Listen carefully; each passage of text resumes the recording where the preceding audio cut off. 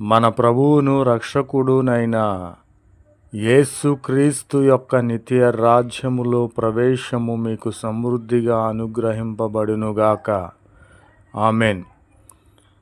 నిత్య రాజ్యములో ప్రవేశము మనకు సమృద్ధిగా అనుగ్రహింపబడాలంటే మనము ఏమి చేయాలి, దేవునితో ఎలా ఉండాలి, దేవునిలో ఎలా ఉండాలి, మనము ధ్యానించుకుందాము.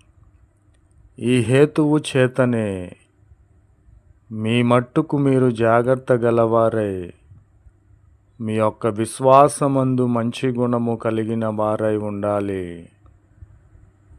విశ్వాసమందు జ్ఞానమును కలిగి ఉండాలి. జ్ఞానమును ఆశా నిగ్రహము కలిగి ఉండాలి. ఆశా నిగ్రహము అనగా మనము ఈ లోక సంబంధమైన ఆశలు కలిగి ఉంటాము. వ్యభిచారము, విగ్రహారాధన,